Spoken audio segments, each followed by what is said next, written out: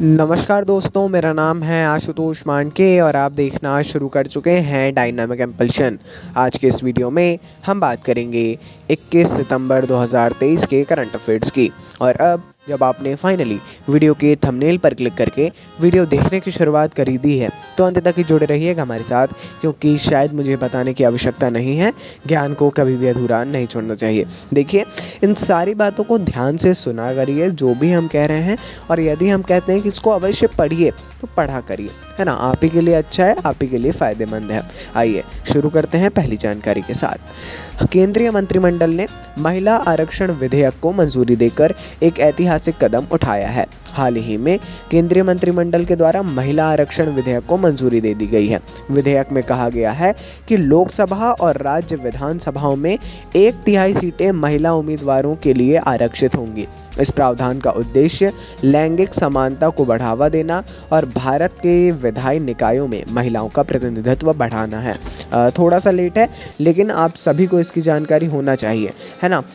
निष्पक्षता और समान वितरण सुनिश्चित करने के लिए प्रत्येक आम चुनाव के बाद आरक्षित सीटों को घुमाया जाएगा। यह तंत्र विशिष्ट राजनीतिक दलों या व्यक्तियों द्वारा आरक्षित सीटों पर एकाधिकार को रोकता है। देखिए, पढ़ लीजिएगा इसके बारे में, ये पर्याप्त जानकारी नहीं है, मैं ये भी क्लियर कर देता हूँ। आगे बढ़ते हैं। अफ्रीकी संघ आने वाले इस वर्ष में अपनी स्वयं की क्रेडिट रेटिंग एजेंसी लॉन्च करने के लिए तैयार है।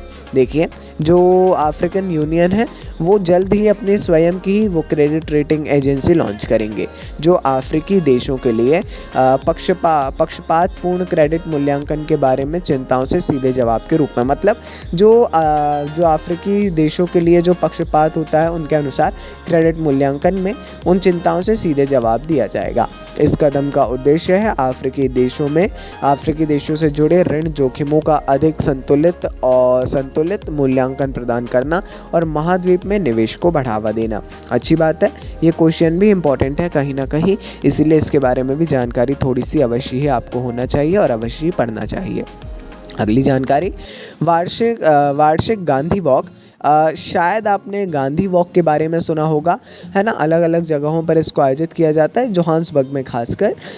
इसका 35वां संस्करण जोहान्सबर्ग के लेनासिया के मुख्य रूप से भारतीय उपनगर में पोषित कार्यक्रम COVID-19, जो COVID मतलब कोविड, है ना, कोविड-19 महामारी के कारण 3 वर्षों तक स्थगित रहने के बाद आखिरकार एक बार फिर से इसको शुरू किया गया है। वहाँ पर प्रतिवर्ष इसको आयोजित किया जाता था, परंतु कोविड-19 महामारी के कारण इसको आयोजित नहीं किया जा पा रहा था। अब इसका 35वां संस्करण 3 साल के बाद आयोजित किया जाएगा।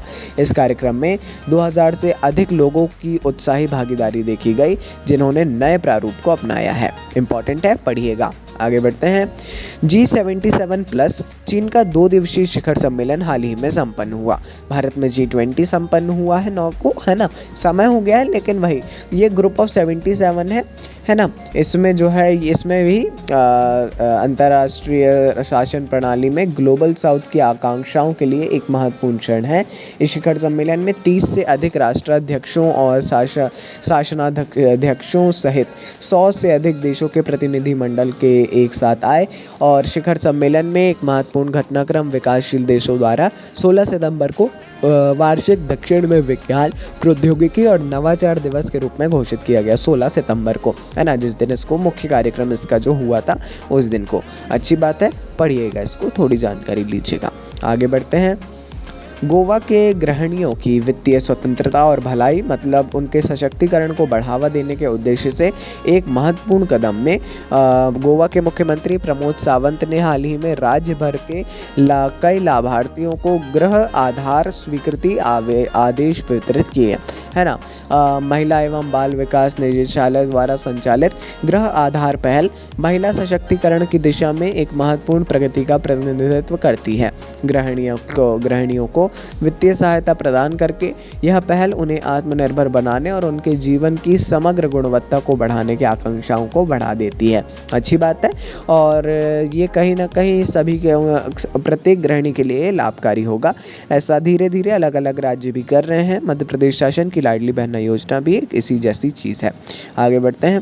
हाल ही में उधमपुर रेलवे स्टेशन का नाम बदलकर, जम्मू कश्मीर में है उधमपुर, इसको बदलकर जम्मू कश्मीर की प्रशासन द्वारा एक आदेश को मंजूरी दिए जाने के बाद उत्तर प्रदेश ने सेना के बहादुर के सम्मान में नाम में बदलाव किया गया है। शहीद कैप्टन तुषार महाजन रेलवे स्टेशन की अधिसूचना जारी की गई है। देखिए, ये उधमपुर से आते थे और यदि आपने इनके बारे में सुना होगा कैप्टन तुषार महाजन, है ना, यदि ना सुना हो तो पढ़ लीजिएगा। बहुत ही प्रेरणा मिलेगी आपको। आम जनता की जानकारी के लिए सूचित किया जाता है कि तत्काल प्रभाव से उत्तर प्रदेश रेलवे के फिरोजपुर डिवीज़न के उधमनगर रेलवे स्टेशन का नाम बदलकर शहीद कैप्टन तुषार महाजन रेलवे स्टेशन कर दिया गया है। मैं माफ़ी चाहूँगा, ये उत्तर प्रदेश में, हमने जम्मू कश्मीर लिख दिया है, मैं बहुत माफ़ी चाहूँगा इसके लिए, है ना। ये उत्तर प्रदेश में है, एक्चुअली उत्तर प्रदेश के फिरोजपुर डिवीज़न के उधमपुर, है ना। इसका नाम हाल ही में चेंज किया गया है। हम सभी के लिए गौरव का क्षण है, खासकर जो यहाँ के लोग हैं उधमपुर के, उनके लिए तो बहुत ही गौरव का विषय है। तो चलिए दोस्तों, ये थी आज के इस वीडियो की अंतिम जानकारी। अपन मिलते हैं ऐसी ढेर सारी जानकारियों के साथ किसी अगले वीडियो में। ऐसे ही सपोर्ट करते रहिए। नमस्कार।